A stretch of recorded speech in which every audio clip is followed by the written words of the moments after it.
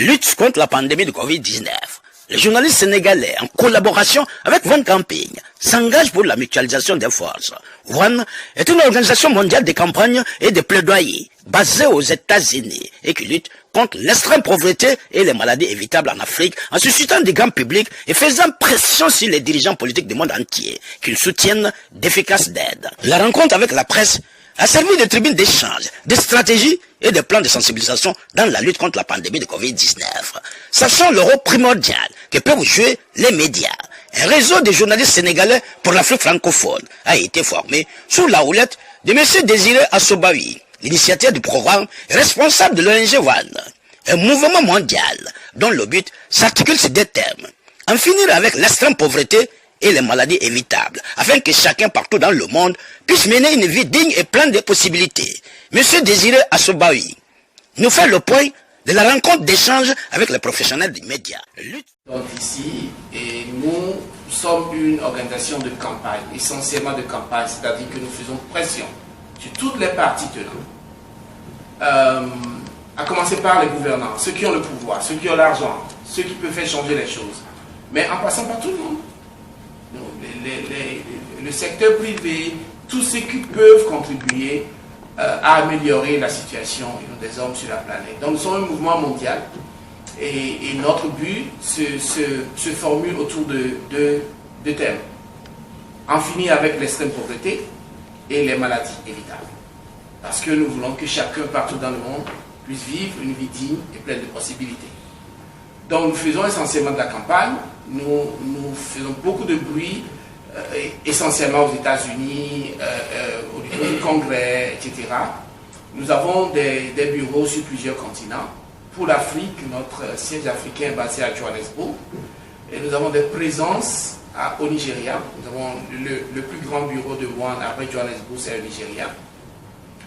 Et après, nous intervenons à Dakar. Nous sommes au Sénégal depuis un certain temps. Et nous intervenons au Mali. Nous avons commencé récemment à travailler en RDC et en Tunisie. Et voilà un peu l'équipe africaine. Dans d'autres parties du monde, nous avons un bureau en France, en Belgique, au Canada, etc. Alors nous travaillons essentiellement avec ceux que nous appelons les champions. C'est des jeunes volontaires qui croient à nos idéaux et qui se sont inscrits. Nous les formons sur les plaidoyers, nous les formons sur les thématiques et dans leur pays, dans leur localité, ils interviennent. Alors je vous donne l'exemple du Sénégal. Au Sénégal, nous avons environ une vingtaine de champions qui ont été formés. Et chaque année, nous recrutons de nouveaux champions. Quand on les forme, ils sont là pour 1 an et ça peut être renouvelé. Donc ils interviennent sur tout ce qui concerne les domaines sur lesquels nous travaillons. Je me rappelle que les champions ont fait partie d'un mouvement très fort ici à Dakar qui a abouti à l'adoption d'une loi qui a criminalisé le viol, si vous vous en rappelez. One était vraiment au centre de ça. Donc, nous travaillons avec les artistes, tous ceux qui peuvent aider à attirer l'attention. Donc, c'est un peu notre style. On fait beaucoup de bruit pour attirer l'attention des gens. Donc, One a été très instrumental au cours de la création du Fonds mondial contre le sida. Nous avons levé des millions de dollars pour alimenter le Fonds mondial et pour alimenter l'institution qui s'appelle Gavi et qui s'occupe essentiellement des vaccins à Genève. Donc c'est un peu ce que nous faisons. Et nous intervenons dans tous les domaines qui sont liés au développement, comme quand on parle de pauvreté. Tout à l'heure, Thiam se référait à la rencontre qu'on s'est vue. Là, on parlait de quoi? De l'emploi des jeunes. On parle de l'emploi des jeunes, on vient de lancer on est en train de lancer une campagne africaine pour promouvoir l'emploi des jeunes. Et on peut en parler un peu plus tard. Et donc la version sénégalaise a eu même assez belle, où on s'est entretenu sur la façon dont on va entamer cette campagne avec des ONG qui sont déjà établies ici au Sénégal. Donc, nos actions, je viens d'en parler, on fait essentiellement du plaidoyer et des campagnes pour attirer l'attention du monde. Et nous préparons les citoyens pour demander des comptes aux gouvernants. Pour demander justement des comptes. Et je vais parler de quelques autres choses. Donc, voilà, je crois que j'ai déjà parler de ça. Et pour savoir plus sur One, c'est là notre adresse internet. Donc one.org. Et là, si vous pouvez vous connecter comme sympathisant. Et donc, vous pouvez mettre votre adresse email. Vous recevez systématiquement la publication qu'on fait. Et puis, les nouvelles liées au développement, liées à la lutte contre la pauvreté extrême, etc., etc. Voilà. Donc, aujourd'hui, c'est ce qui nous rassemble. Quel rôle pour les médias dans la lutte contre Covid-19? Comme je l'avais dit, nous sommes conscients que vous jouez déjà un rôle. Mais nous pensons que nous devons travailler encore plus ensemble et pour amplifier ce rôle que nous jouons. Et nous avons quelques idées à vous soumettre. C'est à vous de voir.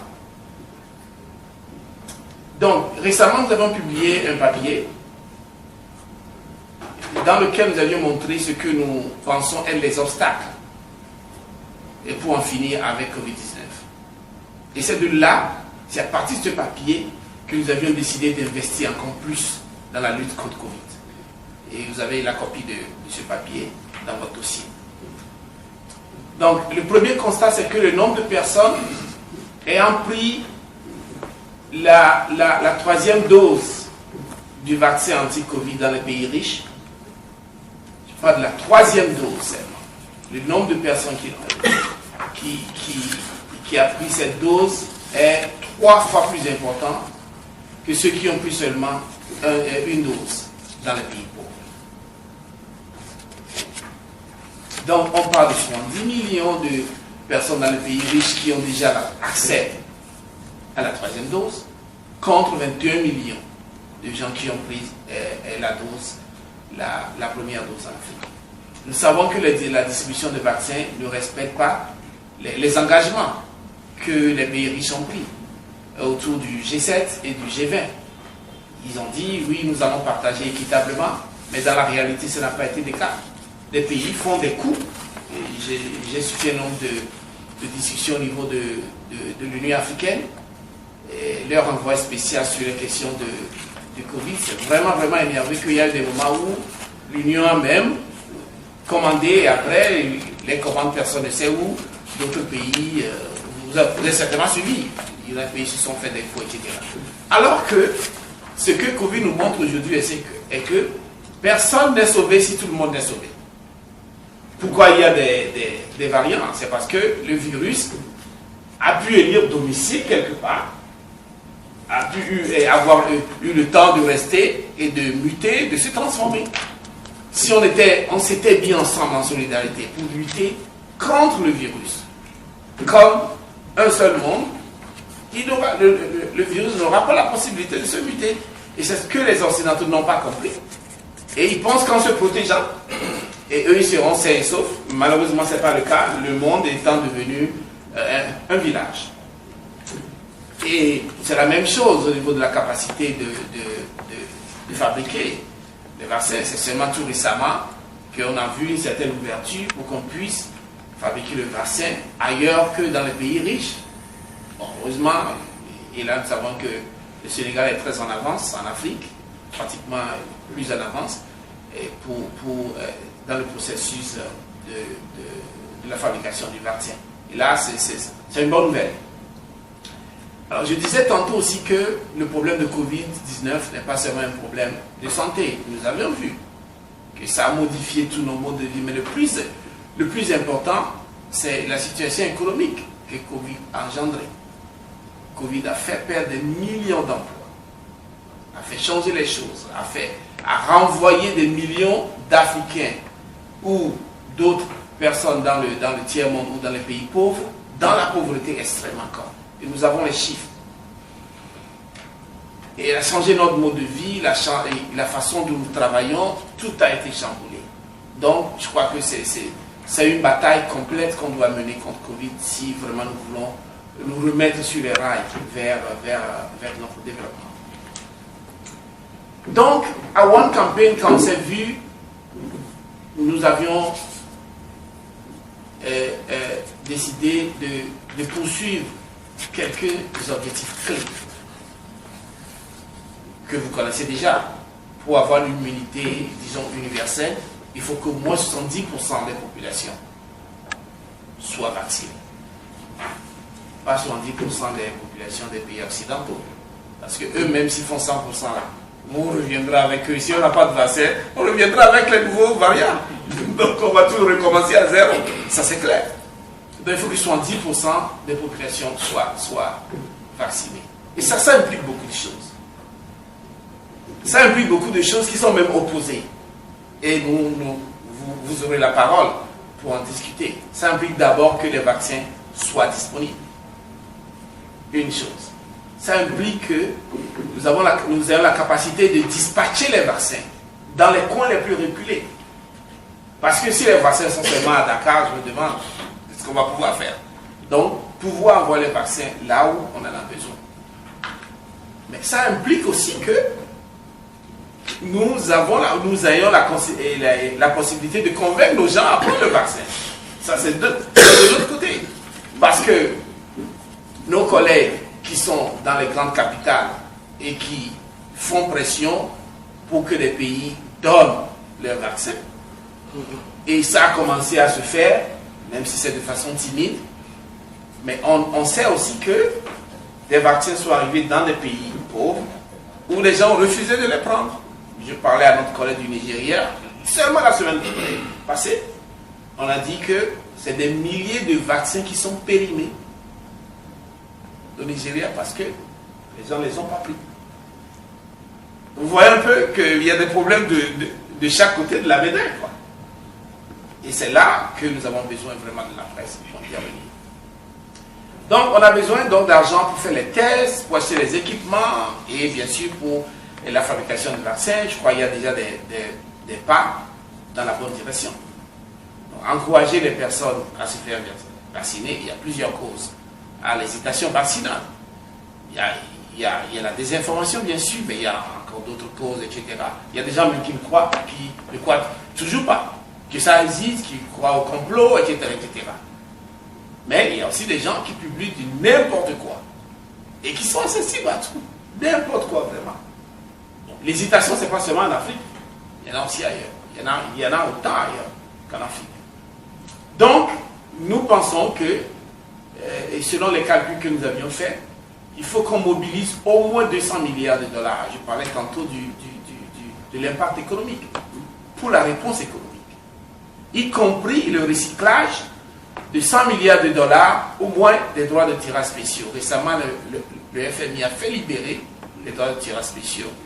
Le Sénégal l'a eu, tous les pays l'ont eu, mais les pays, le montant qui vient dans les pays est au prorata de la participation du pays, la participation financière du pays au Fonds monétaire international. C'est-à-dire que les droits de tirage spéciaux sont partis en grand nombre encore vers les pays du Nord. Et là, je vous donne un exemple. Il y a 2 semaines, quand le Sénégal abritait FOCAC, la rencontre Chine-Afrique, One s'est mis en elle de faire pression sur la Chine. J'ai envoyé d'ici des lettres à tous les ministères des Affaires étrangères en Afrique, au chef de l'État Macky Sall, à tous ses conseillers, tu peux me donner copie, demandant de faire pression sur la Chine pour qu'il libère au moins 10 milliards de ses droits de tirage spéciaux pour l'Afrique. Et ils l'ont fait. Allez lire un peu le communiqué final de FOCAC. La Chine l'a fait. C'est un peu ce que One fait. On a mobilisé notre directrice de One qui était en détachement. Notre directrice était en détachement à la Maison Blanche pour les 6 derniers mois pour gérer pour le président Biden la distribution des vaccins. Elle connaît bien le président Macky Sall. On m'a informé qu'elle a envoyé des textos à Macky Sall pour qu'il pose des problèmes au gouvernement chinois.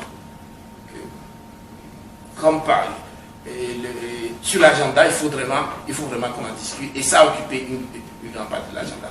C'est un peu dans la façon dont One travaille et pour faire pression quand même sur les gens, de tous les côtés, pour améliorer la vie des gens. La lutte contre la pandémie de Covid-19 est l'affaire de tout le monde. Certes, depuis son apparition le 2 mars 2020, il y a eu une avancée significative. 2 ans après, la maladie est toujours là. Il faut continuer à sensibiliser sur les risques de cet ennemi invisible qui nous guette à tout moment. À cette occasion, Jolof TV est allé à la rencontre d'une association qui œuvre dans le social. Marguerite Ayena, passe présidente Lions Club Dakar Baobab, nous fait le point de leur action dans la lutte contre la pandémie de Covid-19. Je suis Marguerite Ayena, passe présidente du Lions Club Dakar Baobab. Lions Club a été touché également comme d'autres associations qui investissent dans le social. Mais ces 2 dernières années, touchés par les effets Covid, nous avons quand même fait des efforts pour sensibiliser la population sur les effets négatifs du coronavirus. C'est en ce sens que nous avons organisé des séances sur la sensibilisation du mal. Et puis nous sommes allés vers les centres de santé où nous avons doté ces centres de kits Covid. Nous sommes également allés vers les écoles où il y a une forte population des élèves. Nous avons doté certaines écoles, entre autres l'école Lyon de HLM, d'un kit Covid composé du savon, du gel hydroalcoolique et puis des masques. Cette action est faite pour sensibiliser la population sur le fait que la maladie est là, que le virus n'a pas totalement disparu et nous continuons la sensibilisation sur les effets de Covid-19.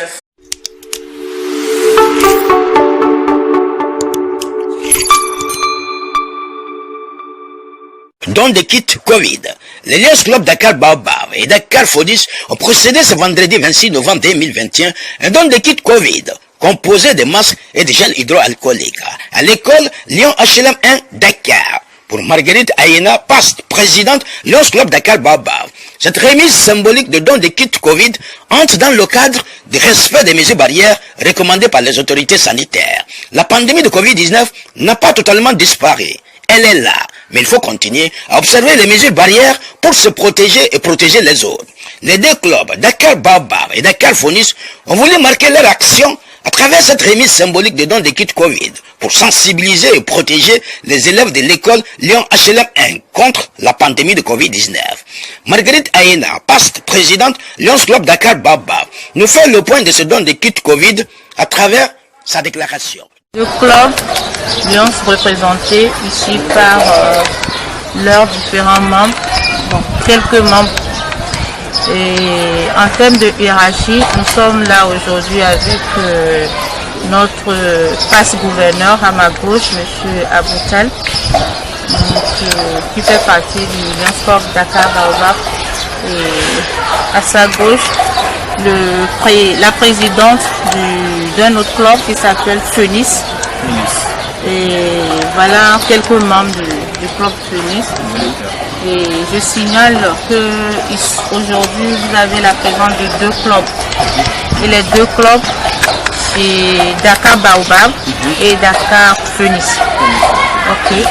Donc pour Dakar Baobab, nous sommes 2 membres aujourd'hui qui représentent le club. C'est le gouverneur et moi qui suis passe-présidente et Phoenix. Okay. Donc voilà, nous avons coordonné quand même pour venir faire un petit don, toujours symbolique, pour signaler toujours qu'il faut qu'on reste dans l'optique du respect des mesures barrières contre Covid, qui n'a pas disparu totalement. Donc dans l'espoir que tout soit derrière nous, donc on est venu quand même avec ces quelques cartons de masques et de gel et vous encourager à rester aux côtés vraiment des élèves et leur rappeler que la maladie est toujours là. Donc il faudrait qu'on reste dans la ligne pour respecter quand même les mesures recommandées par les autorités sanitaires à Dakar.